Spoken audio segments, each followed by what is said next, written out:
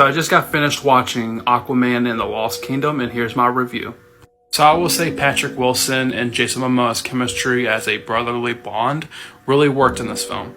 I would say even better than the last film. Now, do I think this film is better than the first one? Does it live up to the first one? Yes, I would say it lives up to the first one, but it's nowhere near the first one as in quality. I think if you were to take all the qualities, the pros and cons, from all the DCEU films and cram it into one film, this is the film. And not to say that's a bad thing. I think it does it very well, but there's moments where I feel like, again, the pacing, it's like, it slows down. Okay, so the slow moments are amazing. Like, they're actually compelling and doing more to the story. Basically, like the Marvels, it's like there's moments where it slows down, let the story actually be the story, let the characters evolve, build on these characters, but then it has to rush into this next action scene to prolong the film. But the difference between the Marvels and this film is that with the Marvels, it made the film feel shorter. With Aquaman and the Lost Kingdom, it felt very long. I would say near towards the end, towards like the final battle, it's where it started to feel, okay, this is starting to take a little too much time. But honestly, that's the cons. I feel like, the actors bring their A game.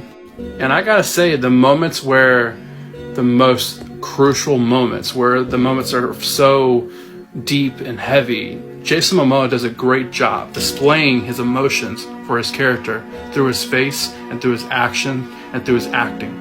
I think the music is amazing, as always, like the first film. Now, I saw some people review this film say the CGI wasn't good.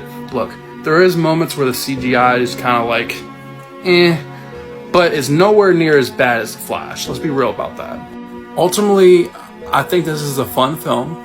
And I like the fact that we do dive a little bit deep into the lore of the undersea world, a little bit in Aquaman comic book history and all that good stuff.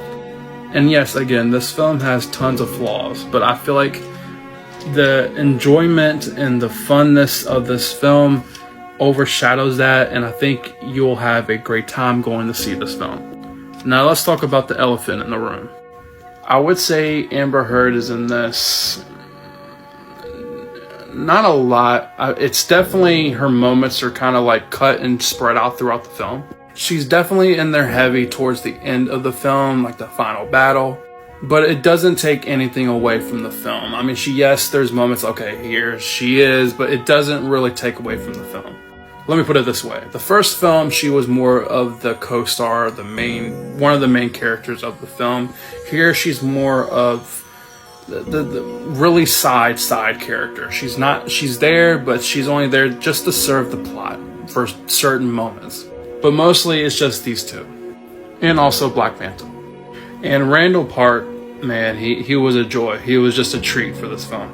I will say the moments where they were the most compelling and most story-driven and character development, they were very short-lived. Like in the beginning, we spent some time seeing Aquaman as a father to his kid, and it was amazing moments, but we just didn't get that a lot. It was really in there in the beginning, and after that, it just kind of went off to do its own thing. Overall, I would say this is a nice, fun, satisfying conclusion to the DCEU. I would say also this film had tons of references, especially a lot to Marvel, especially the MCU, especially at the end. If you've seen the film, at the very end, it kind of ends the same way the Iron Man did. If you know that reference, you know that reference, and it's not a spoiler, I promise you. You don't know the context until you see the film. But yeah, there's tons of references. Overall, I would give this film a 7.5 out of 10. And hey, if you're on the fence about seeing this film, just listen up. I would go see this film, especially if you're a Snyder fan. It'd be one last hurrah, a celebration to what you have been a fan of. And look, not all comic book films need to be connected to a bigger, broad universe. It doesn't have to lead into something bigger. Just enjoy this comic book film like we used to back in the day with the X-Men, Spider-Man, Ghost Rider, and the Dark Knight films. Now, I'm not comparing this film to the Dark Knight film, so don't get ahead of yourself there. But go enjoy yourself. As a cinema fan, as a comic book fan, a moviegoer, just go watch this and have fun with it. And hey, if you didn't like this film, that's okay too. But that's my review and my thoughts on Aquaman and the Lost Kingdom. With that being said, I am super excited for Superman Legacy and what James Gunn's got for us for the DCU. Thank you for watching, and follow for more.